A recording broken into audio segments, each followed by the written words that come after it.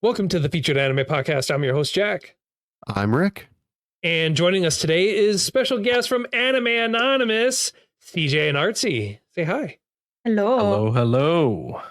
And obviously, this week, we're going outside of the norm, and it's been a part of the normal conversation for Rick and I and CJ as well, where we always ask, like, what is an anime? And we decided, Arcane is an anime. We're taking the Japanese route in terms of it doesn't matter the origin.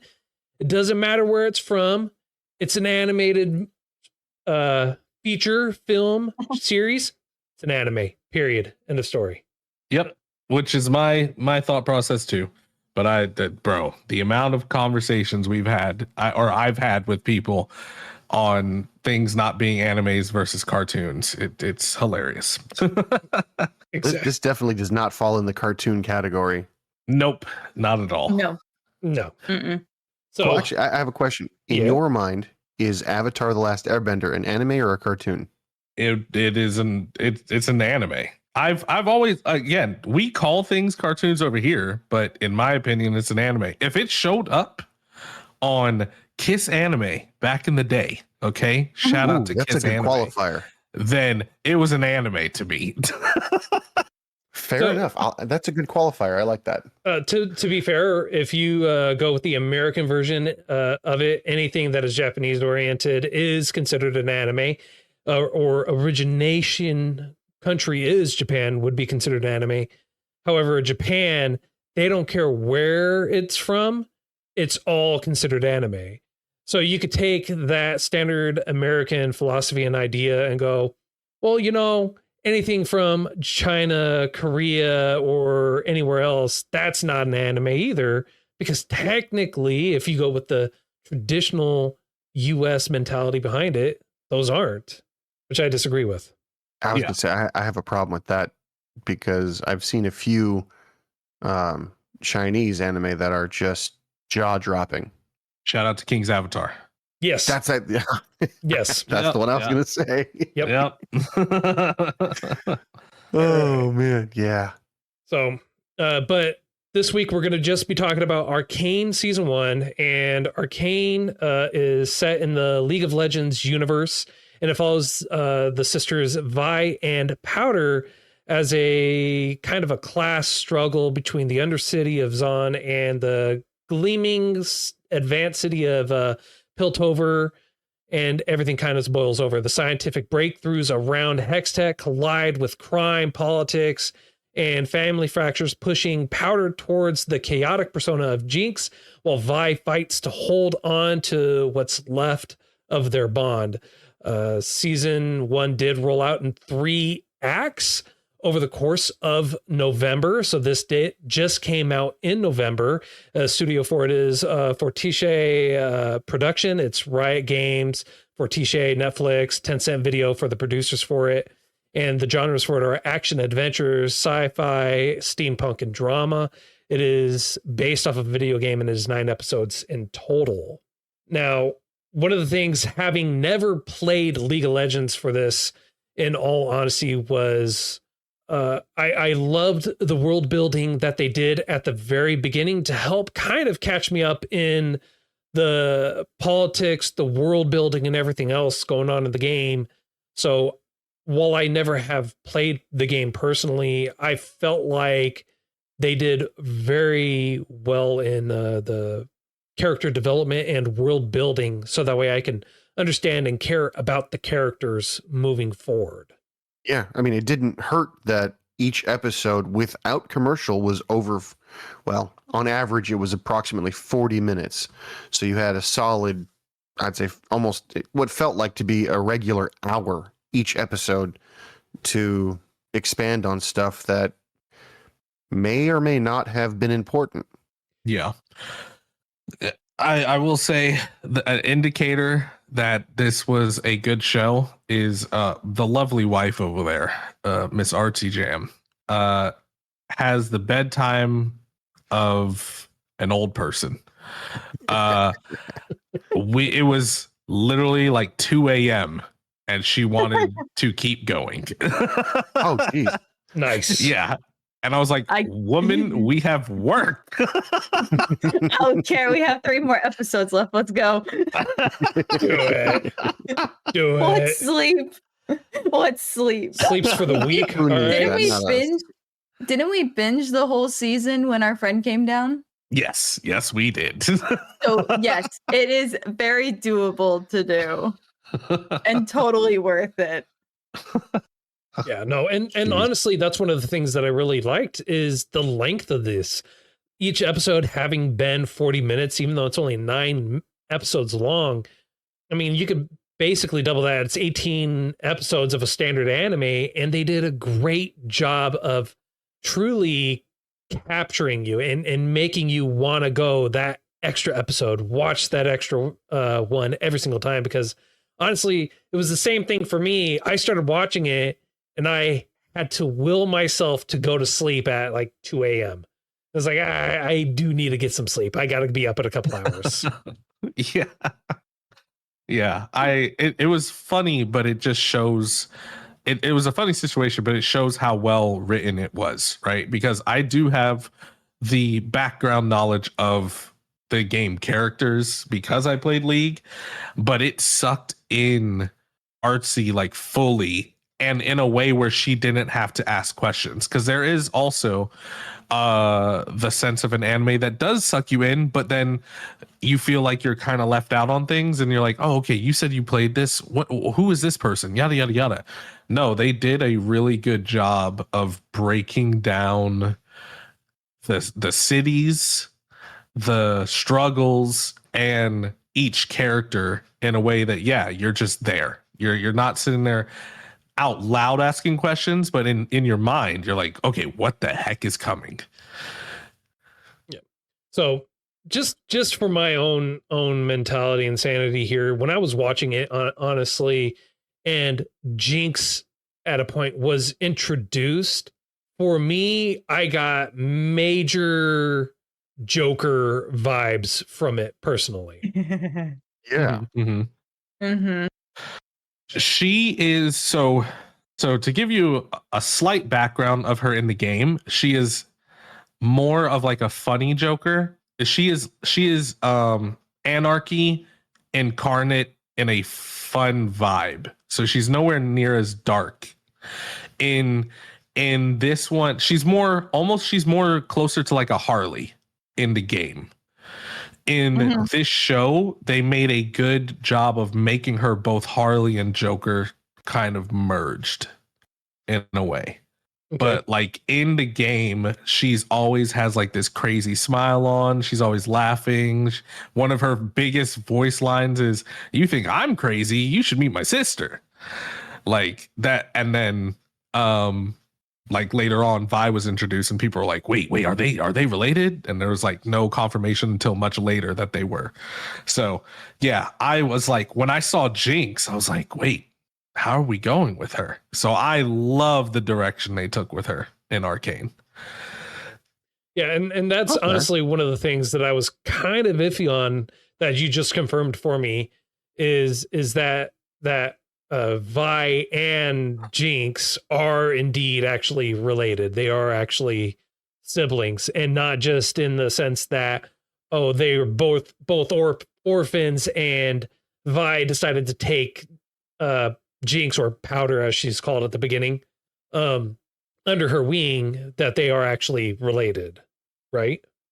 Yes. Yeah. No, they are 100% related. But it was, that's why, again, little background, like that's why people were like hyped when they saw who the main characters were for season 1, because it had been a thing in League for a while. Like, are these characters related? And then he finally came out and kind of confirmed it without confirming it. And then this show just put the stamp of approval on his already like confirmation, because there's Vi was already out, Jinx came out. That's the way. And a lot of people already had the idea because her theme music and her kind of like design like when she came out, was like a riff of Vi's music. So people were like, wait, what? There has to be a relation here somehow because there's so many things tying them together. But for years, he did not confirm anything until much later. Like, no, they're related. Yeah, obviously that's going to end up happening because you gotta keep people hanging on. You gotta keep them hooked, moving all the way through. Kind of like how this anime or this show was that everything was a hook. Everything that you watched just inched you forward, edged you towards more plot development, more character growth, more questions and answers at the exact same time. The only thing that I would have to say that really detracted for me for the show was how much I feel like there was information that I'm missing out on by having not played the game, because I feel like I would have a better understanding overall of the characters and what's going on, the development for it, and everything else having to do with it had I played the games, had I known the lore behind it all. I will say yes and no. Realistically, you do not miss out on much. You know a little bit about the characters, mainly because of their little stories that you learn in the game, like their little profiles. But outside of that, there's not a boatload of information that's given. But there is a character, and I'm not saying who it is, guy, girl, in between, but there's a character that in the game they look so much different than in the show. So I was like, wait, that was the only thing I was like, wait, how do they become that then? And then like when you see it happening, you're like, oh my gosh, now I kind of this makes sense in a way that maybe you like some people dislike this character. I was on the side that I wasn't really a huge fan of them, but then I was watching it. I was like, oh my gosh, now I can resonate with this character. Damn it. Oh man, that's awesome. I gotta know, who is that character? Is it Vander? No, it's Victor. Victor? I thought so. It's Victor. Yeah. Yeah. I will say on my point of view, because I didn't play League at all. I totally understood everything that was going on. And I think that was so great about this show was you did not need any League of Legends like background to fully enjoy it. Yeah. Granted, I feel like if you had it, it would make you actually question more because they'll answer questions that you had in the game like Jam, but now you're like, oh wait, but what about this? What about this? What about this? And I think not knowing about the game just made me enjoy it more. But the cliffhangers on these, oh my gosh. Like the ending, I was just like, no. Yeah. No. That's and the way every they 3 release, episodes. Every and the 3 way freaking they- episodes. and the way they release these, I'm just like, y'all yeah. need to not do this to my heart. We can't have okay, I know what's going on. Like, oh sweet, this is cool. And drop me to the pit every 3 episodes. Like this roller coaster this show puts you on is insane. Yeah. I hate to say it, but that's the mark of a good show. If it can give you a repetitive rise and fall, it's not just one main crescendo after like 7 or 8 almosts, where this one actually does give you suspense and satisfaction. That's a word. Satisfaction. Yeah. My No, goodness. satisfaction. That's going to be a Yeah, don't you know that iconic song? I can't Yeah, get no satisfaction. Yeah. I'm just saying. So I'll say this. The fact that it was every 3 episodes is accurate considering each one was released at a different time. So they had 3 episodes released, waited, did another 3, waited, did another 3. And it was, each one was meant to be, from what I could see and what I found was each one was meant to be its own self-contained arc. So that's why you had some backtracking or some information that was going back to the beginning a little bit to help fill in for those characters. So when you had those 3 episodes, and then all of a sudden you're backtracking for Caitlyn, for example, and you're getting filled in for what's going on for her, and then it backtracks even more, and then you have the information for what's happening there. Well, that makes way more sense. That would be why, in my mind, anyways, is how it plainly laid out, right? That was their goal. That was their whole point in doing the 3 episode arcs, because they wanted to give 3 individual contained stories for basically, from what I could tell, was kind of happening at the exact same time, and then catch you up to what was happening at that point in the future. Yeah. And that was their plan. And I think they did it well, because you weren't lost in a flashback. I don't ever think. I think it was very obvious that it was a flashback whenever they did it. And they also didn't stay in the past too long as well. Like, they did what they needed to do. Like, hey, we're showing you this for a reason. And then we kind of came back to what's currently happening. And you can kind of infer, oh, okay, this is happening when this thing was happening in the last 3 episodes. Well, that's just it. Like, when I was watching it, I had a really difficult time because the pacing felt very off. But now that you guys mentioned that every 3 episodes was supposed to be self-contained, that makes way more sense.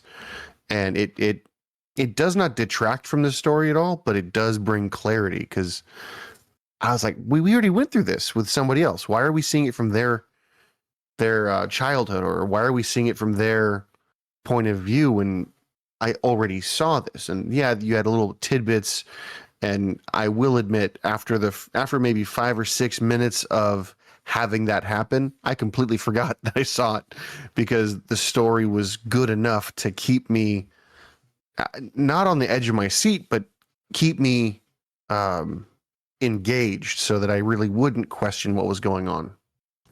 Yeah. Please tell me that makes sense.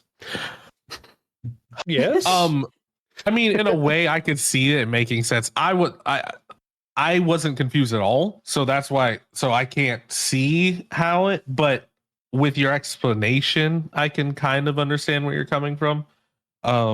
Because the first time Artsy and I watched it, we binged the first 6 episodes, and then we watched the next 3 later on. But I never felt lost. I was just like, oh, okay, we're doing a flashback to kind of get a little bit lore of this character. We get the lore of the sisters, then we get like, oh, okay, well, when this exploded, because I personally loved it, because like when stuff happened, like the explosion happened in the office, and I'm like, wait, you hear voices out there, and then when we get that side and we're like, oh, he's the voice that I heard, all right, cool, now I get to see what's happening with him.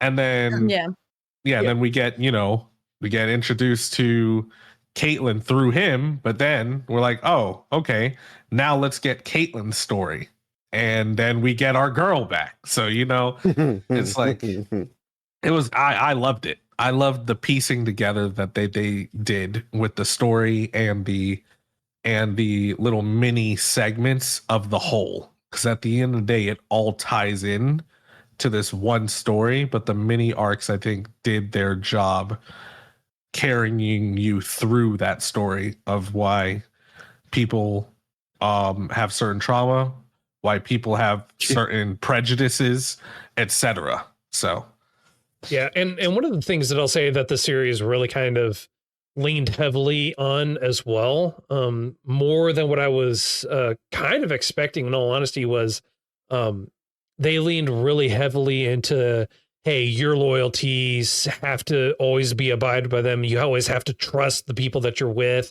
and know that their loyalty always is with you no matter what. But then at the exact same time, you have people that are always struggling with who they are at the exact same time, while they're struggling with dealing with the loyalty or dealing with the trust and the foundation for the lives that they had before, and then the betrayal of it too. And so I think that's something that they really did well, something that is done far better than any other game show I had ever seen before. Where anything else where you have themes that deal with loyalty, betrayal, or anything like that, when it comes to game shows or shows that are based on games or movies that are based on games, it always falls short of those heavier themes because they try to make it too gamified or too outlandish or wacky. This, in all honesty, did it beautifully, and it made it seamless for it. So I didn't feel like it was something that was shoehorned in there. Yeah. Yeah, everything felt like it fit. And I mean, that goes back to not back to, but that goes to the director being able to plan everything out before anything even starts. Mm-hmm. Yeah. All right. We've been tiptoeing around it. I've waited long enough. What was y'all's thoughts on the music? Perfect. Absolute garbage. No, I'm kidding. I loved it, but then again, I've always been a fan of the artist. I love the fact that in the series they did a little homage to Imagine Dragons in there as well for one of the episodes. Yeah. So I did. It's great. That was not lost on me when I saw that. I was like, oh, no joke. Okay, cool. Right on.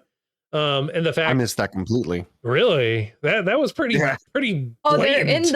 they're in the bar. Yeah. Yeah. Right before a flying knee, you got the Imagine Dragons. Yeah. Iconic flying knee. Oh my gosh. Love her. I love her. It's great. Yep. Oh man. Did you guys research how long it took them to create this series? I know that it was 6 years, if I remember correctly. Yeah.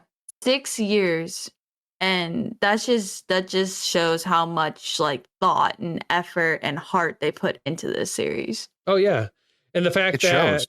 and with season 2 having come out literally 3 years later, I am assuming that when they were halfway through production for the first season, they're like, yeah, we know this is going to be a massive hit. We're just going to go ahead and work on a second season right away. And so actually, no. Really? So a lot of the reason there's an amazing thing. If you want to go out and look at it, there is a making of season 1 that I loved. It was a great little mini series they did. A lot of those issues were people just not believing in the project, and they kept getting pulled off to other projects. So like when League was having like its like game finals and stuff, like they pulled Fortiche. I think that's the studio. They took them away to like do different basically they took them to hire them for that because there was like no funding going on for Arcane, and they really didn't want to lose them. And they're like, here's some work, like do this. And then they had like some of that KDA stuff. And so there was just a lot of trying to get it done. And they were just like, man, we finally got it done. Everybody was like, we hope this goes well. Like when they did the pilot, like they had already done everything, but they're like, when they actually showed episode 1, they're in the video, you can see everybody's like, I really hope like people like this. And then it was an insane success. And then that was like the thing, like everybody's like, yeah, green light, you're good to go on season 2. Okay. And so they got all the funding and everything that they needed. That's why it took half the time. Okay. No, I got you. That makes sense. And I can understand the reservations for it too, because like I had said before, typically and traditionally when a movie or series or show comes out that is based off of a game, it is usually, in my personal opinion, garbage, just pure hot garbage, regardless. Yeah. Yeah. Yeah. I don't know. I have no idea where you would get your information for that. Personal experience. I don't think it's just personal experience. I think it's universal experience. Yeah, that too. Yeah. Yeah, dude, it's great. I would highly like if you just need some background noise. It's on YouTube. I think if you literally just search the making of Arcane season 1 or something like that, it's like a little mini series. It's really cool.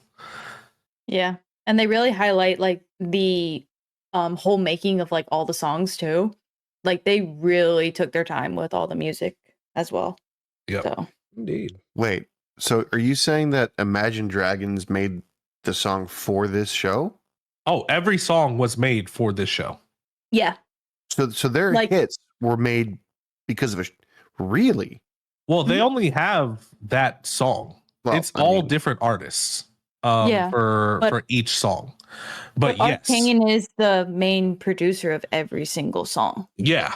Yeah. If you look, Arcane is the producer. Like this, everything, they had songwriters kind of talk to different artists and give them an idea what they were looking for. Mhm. And then in season 1, the artists themselves kind of wrote a lot of the songs. And then in season 2, the producers themselves kind of wrote the songs and then found artists that they thought would make it their own for season 2, just as a look ahead. That's the only kind of difference. I gotta tell my wife. I'll be right back because that's awesome. Yeah, but yeah, Enemy was made for Arcane.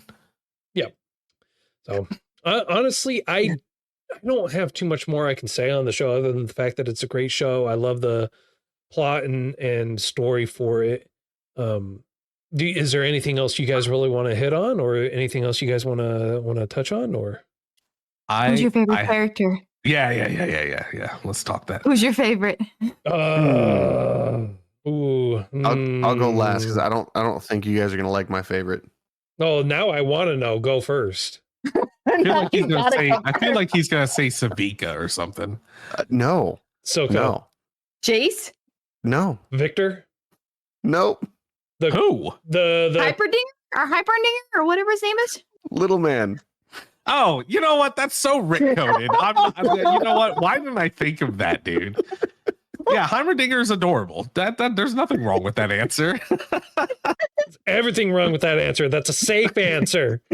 No, So like I'm just gonna legitimately, I'm just choosing this because I know it's safe and no one's gonna argue No. against it.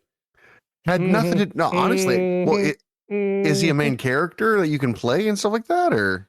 Yes, he is in the game.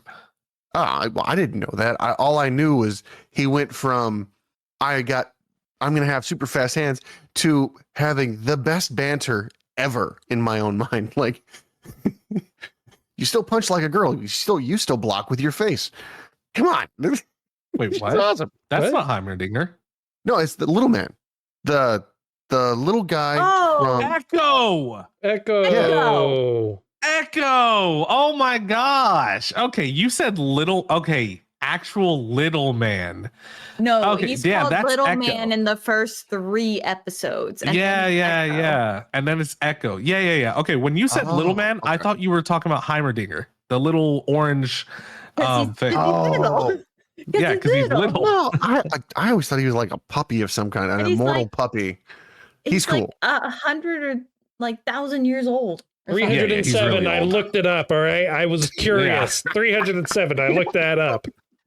Yeah, no, Ekko. Why wouldn't we like Ekko? Ekko Ekko's- is his little growth story of making a society himself Yeah. is Mhm. great. Yeah, the Yeah, Fireflies, right? Fireflies. Well, that's Or his Firelight. Firelights. That's his Firelight. fighting crew. I'm talking about the actual city he made underneath there. Yeah, like right. That surrounds by the tree. He's like, well, if a Yeah. seed can grow here, then we should be able to as well. And I was like, that is one heck of a philosophy. Mm-hmm. Yeah, his and Vi's relationship is adorable. yeah. If you like him, you're gonna love season 2. I'm just gonna say. Oh yeah. Oh, he's all over season 2, huh? Yeah, I mean season 2, you're still so Arcane is following a lot of like Vi and Jinx, which means anybody kind of within their vicinity. And Okay. since he is one of their, childhood friends, yeah, he's in there a lot. Okay. So now that you know who mine is, go for it. CJ. Well, since we're the guests, I'll go. I'm so used to going last.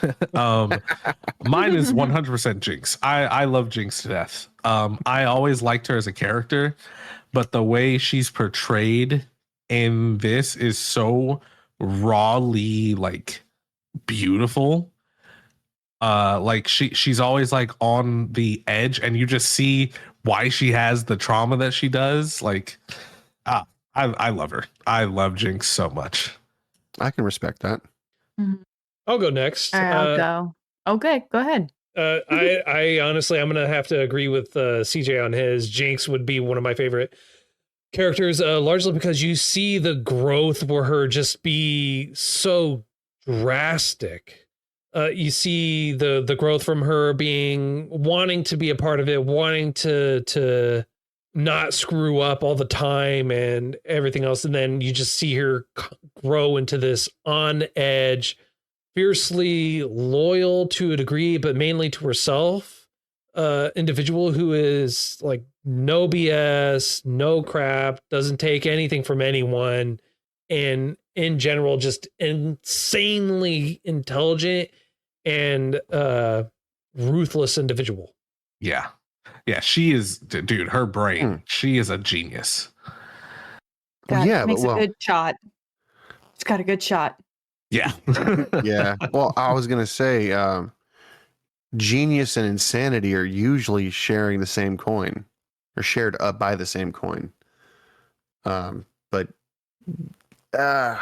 see, I didn't see it as growth. I saw it as descent into madness, because she kept just like the Joker. That granted, she didn't have just one bad day. She had years of bad days, and I kind of thought it was more Stockholm Syndrome-esque.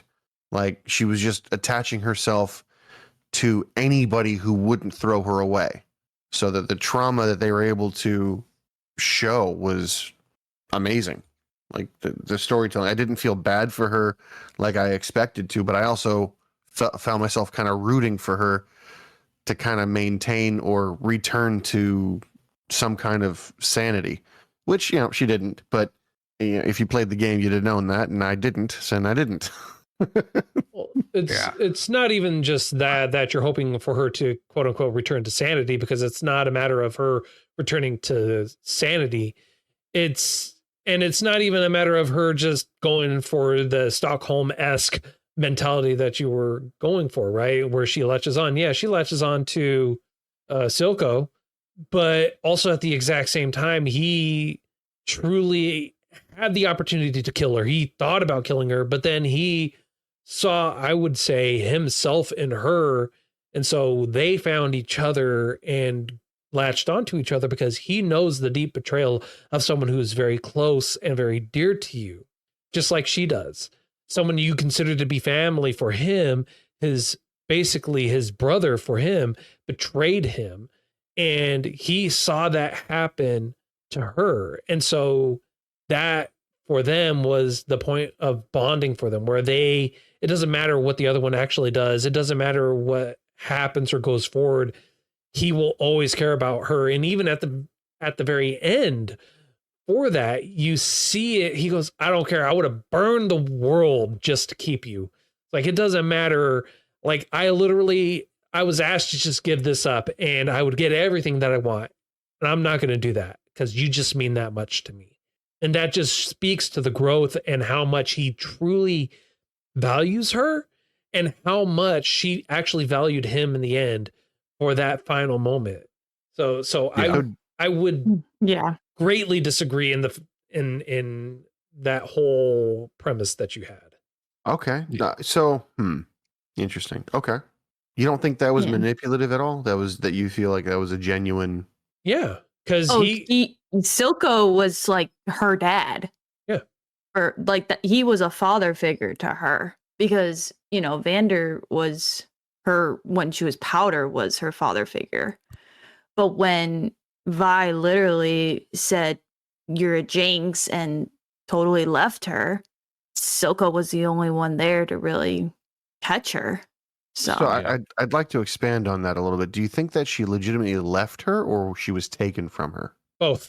I Or mean, is there- she did leave her, realized, oh crap, I left her, and then she was taken. Yeah. But that, granted, yes, they're young, so I can't truly fault her.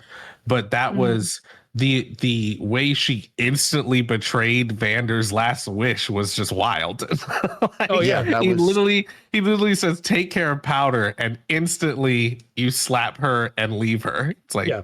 damn. Yeah. And you can No, tell I agree. that Silco truly cared for her and felt for her at that point, because one, you know that he saw what had happened between Vi and her. And then from how he embraced her after she jumped onto him, you could tell that he connected with her fundamentally at that point. Like that, Yeah. that is not Yep. something Yeah. where you look at it and go, whatever. He would have just done a light pat on the back or pushed away or had a volatile emotional response that was rejecting it, but he didn't. He embraced her completely. Yeah, and he ties himself to her, because like I that's actually one of my favorite scenes, because you see without them, as we love to say, right, they showed it to us without telling us the struggle that he had with emotions right there. He's like, this kid is hugging me, like, Yeah. you see him freeze, like, what the heck do I do here? And then, as Jack is saying, yeah, like he embraces her, and then he embraces her tightly, and he's like, we'll show them all. Because again, he's thinking about the familial betrayal that he had, that he just witnessed. You know, her sister just slapped her and left her.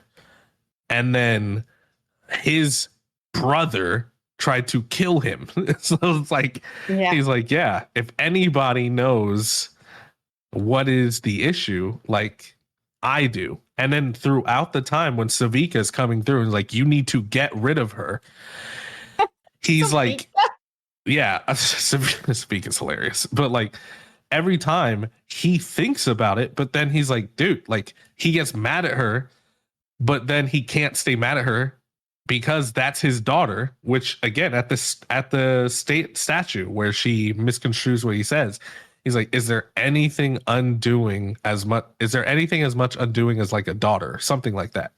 Yeah. And it's like, he truly thinks that she, or believes and feels that she's his daughter.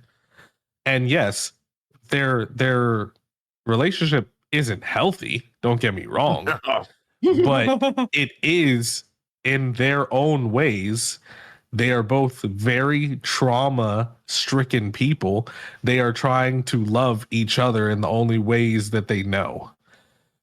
It makes sense, and I think I've heard the term before, and I don't necessarily follow or know much about it, but I think it's considered a form of trauma bonding. Does Yeah, that make sense? yeah. No, Yeah. they are trauma bonded. And, Yeah. That doesn't demean the relationship or the character growth. No, I'm not or trying to anything. demean it at all. I'm just trying to understand it. Sometimes, Rick, you just don't need to understand it, man. You just need to roll with it. All right. You really, you don't need to understand the inner workings of everything. No, because then I'll go insane, or rather, more insane. Yeah, no, it's. So I have an Hold odd up. question. You might be able to answer this. Hold up. Okay, what's up? Artsy, who's yours? Oh yes, yeah. Sorry. Oh, Vi all day. She's Really? my girl.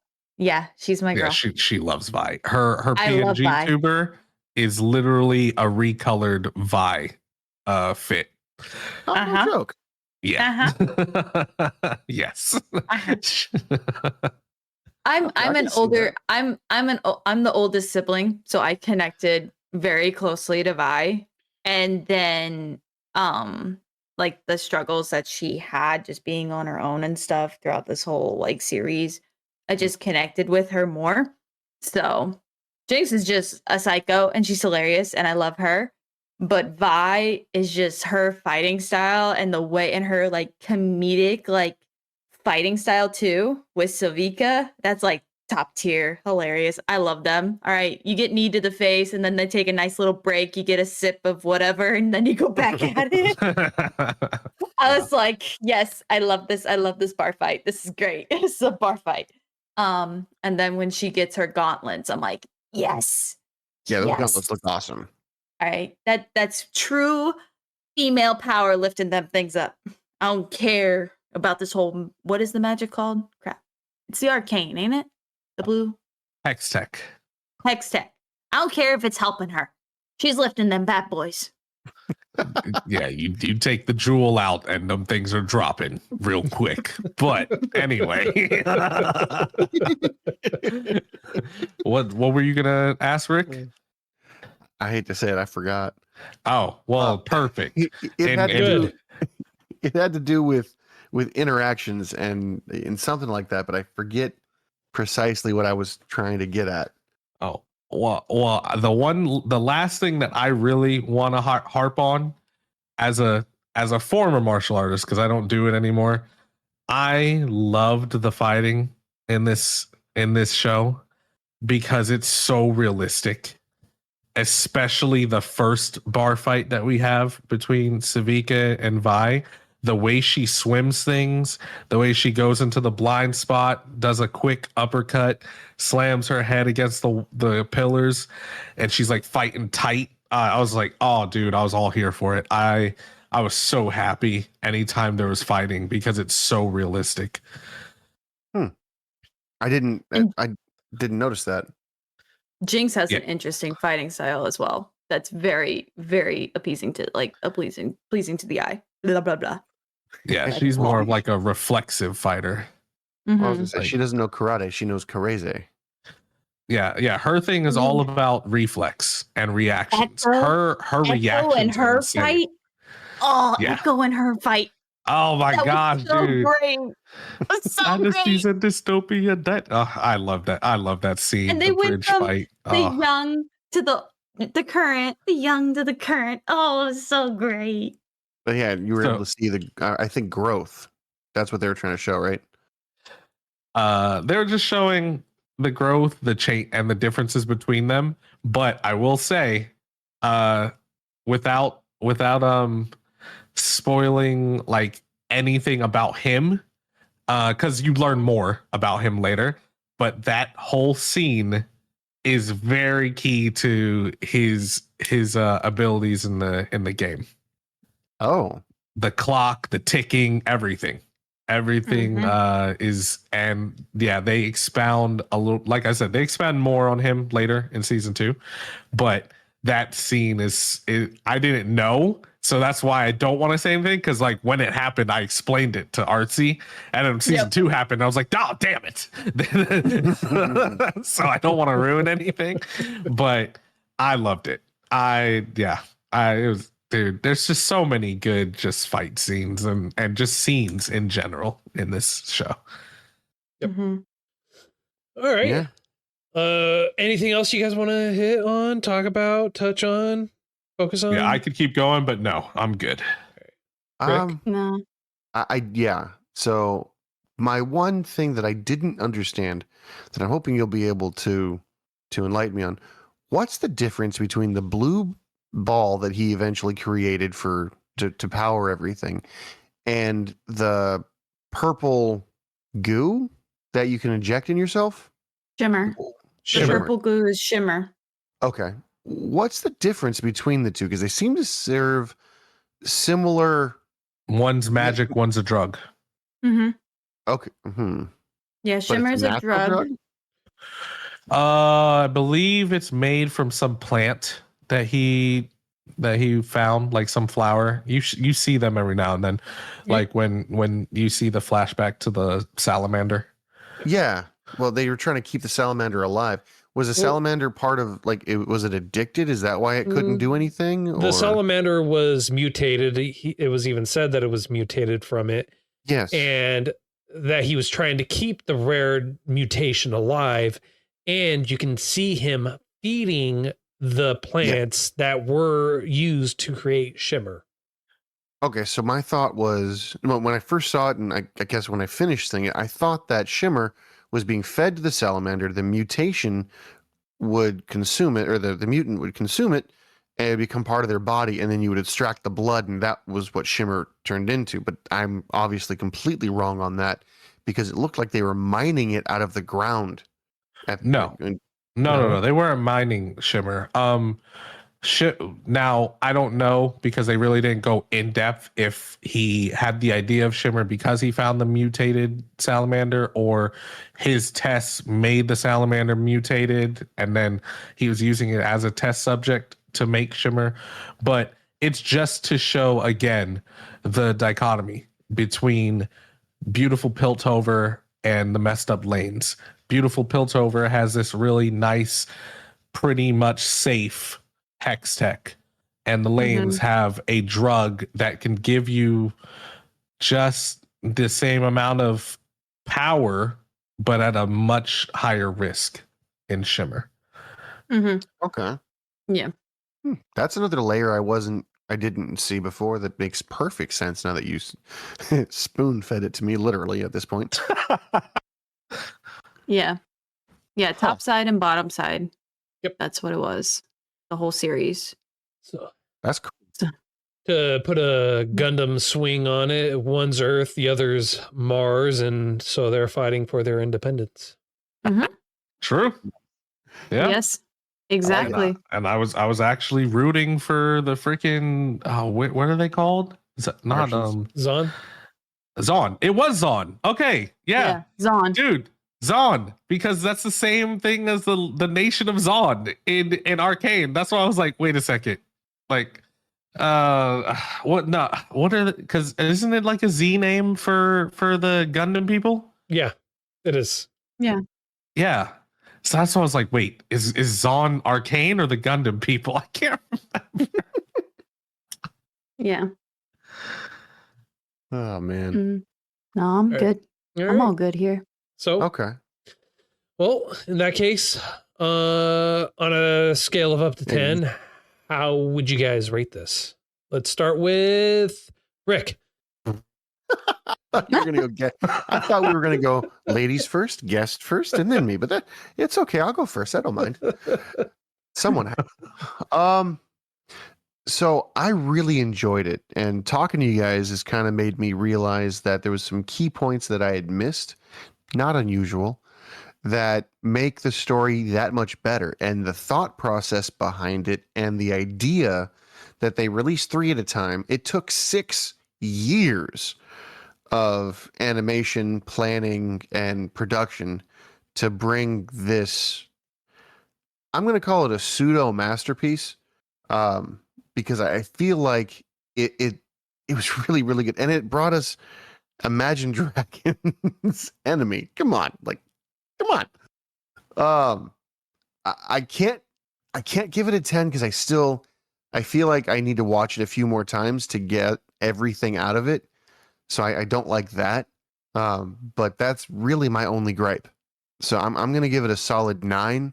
And again, the only reason I'm not giving it a 10 is I'm not smart enough for the complexity that they gave.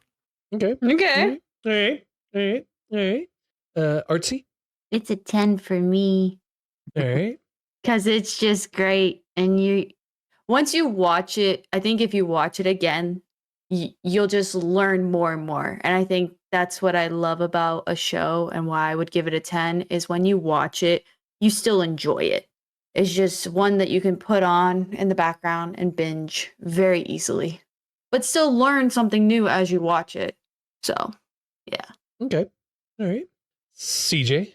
Yeah, it's a 10 for me. I love music, and I love when it's used well.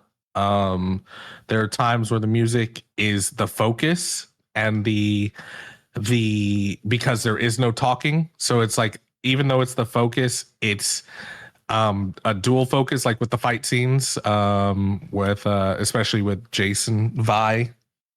But then there's other times where it's just kind of in the background, and then the sound design is really nice. The fighting, the art style is insane. I love the Arcane art style. And yeah, I love the characters. So I've watched this, I think 4 times, which it's very rare that I go back and rewatch things. So yeah, I'm good. Okay. All right. For me, I'm gonna go with an 8. The reason why I'm going with an 8 is because I feel like there was more information that was not given to me. While I did enjoy it, I feel like not knowing the full background or the full story for some of the characters feel like kind of did it some injustice. The music was great. I really enjoyed the music. The artwork was, for me, passable. It wasn't a great. I just don't jive with the artwork in general for it, but it's not bad by any stretch of the word. And I do wish that it was just a little bit longer to kind of help flesh things out, give me a little bit more information, and basically kind of give me the closure for those arcs or some of those outlying stories that I just don't have yet. I feel like I hope that I'll get a lot of that closure and information in season 2, but yeah, that's why I'm going with an 8 on this. Okay. So next week we're going to be doing Arcane season 2. Obviously, Artsy, CJ, you both are welcome to join us and talk with us again for next week. Should you so choose, if you want to. No pressure. I have to check my busy schedule, you know. Yeah. No, we'll be here. That Artsy about jumped out of her skin when she found out that you guys were doing Arcane. So, Oh, love it. I'm so excited. I'm right. so excited. Yeah, no, it is honestly, it's a great show. I thoroughly enjoyed it. I highly recommend it to anyone. But yeah, that's all the time that we have for today. Thanks for hanging out with us. And if you feel like we did too much justice and not enough justice or anything like that, feel free to contact us and let us know. All our contact information is in the show notes as well as on our website at featuredanimepodcast.com. You can also join us on Discord and talk to us and hang out with us in there. And then, of course, on stream as well, where we stream majority of our episodes on twitch.tv/featured anime podcast. And then, of course, we have some affiliate links for you as well for Crunchyroll. Get yourself a nice free trial or get a discount off their store. Links for you are in the show notes for that. And then let's not forget about Tokyo Treats. Nice, wonderful, delicious treats every single month coming straight to you. If you use our affiliate link along with coupon code featured anime, you get $5 off that very first box. And trust me, the treats are worth it. And of course, let's not forget one of the best ways you can support us is by going to patreon.com/featured anime podcast. If you go there, $1 a month to get you access to bonus content that we usually post with every episode. And of course, don't forget about some swanky swag, shop.featuredanimepodcast.com. And until next time, I'm Jack. I'm Rick. I'm Artsy. And I'm CJ. And we'll see you next time.